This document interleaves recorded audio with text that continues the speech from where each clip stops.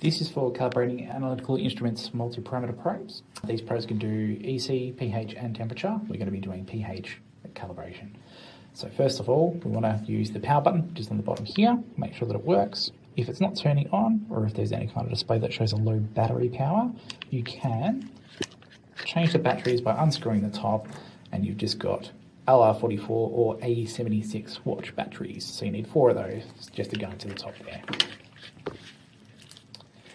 So once again, we'll turn it on. We want to make sure that it is set to the pH. So at the moment, so you can see the pH symbol has come up onto our screen here.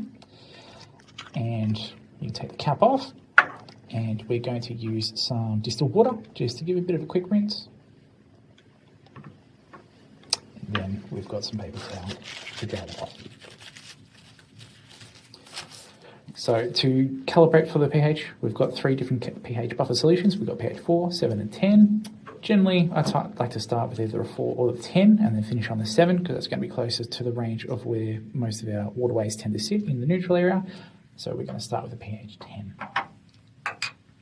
So you pop that into our solution. Hopefully it's reading about that scale. So it is recognising this up around the 9, 10 kind of area. And if it's not recognising for that and you're having issues with calibration, checking the batteries can also help, just to, in case sometimes the low battery power can make it very hard for the meters to read which range they should be at.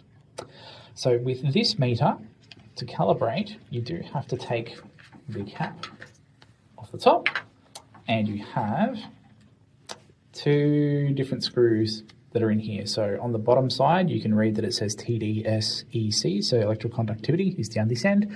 Up the top end, it's got pH, and there's a little screw that's in the top there. So your meter will come with a screwdriver that you can put into the top, and it can get a little bit fiddly. So sometimes if you've got some people that can help you out, that can really make this a bit of an easier process. Essentially, you want to make sure that you've got your screwdriver sitting in that screw. You're waiting for your number to stabilize on the screen. And we're sitting about the 9.7, 9.75. And you can just gradually turn your screw till we get closer to the 10 range. There we go. 9.9. 9.8, and we're sitting about the 10. And it's calibrated for the 10. Next, take it out of there, give it a rinse in our distilled water, dry it off, and we can move to our 4 solution, which is the exact same process. Pop it into our buffer solution. It's reading somewhere around the 4, which is good. We want to make sure that our screwdriver is sitting in the screw for the pH side.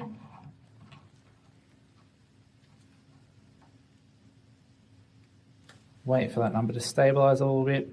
So we're sitting pretty stable on 4.8. And we're just going to turn that, in this case, if we turn it clockwise, that should bring the number down to the 4 range that we're after.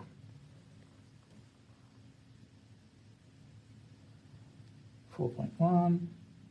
So you can see this has got double decimal points, so this is a little bit more precise in its readings for pH, which is nice. 4.01, 4. There we go. We're now calibrated for our 4 buffer solution. Same thing, give it a rinse in the distilled water, dry it off some paper towel, and we'll finish on our pH 7 buffer.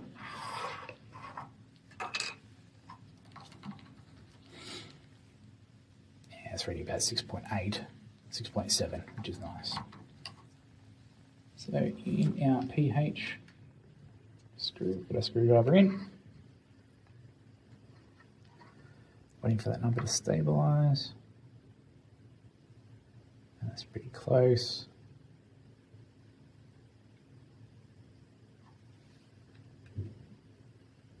And just turn your screwdriver.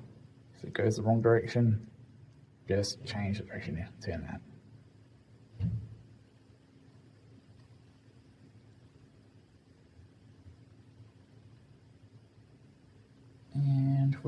7. Or thereabouts. Better if I keep it sitting in the solution. There we are, 7. And so we are calibrated for our pH.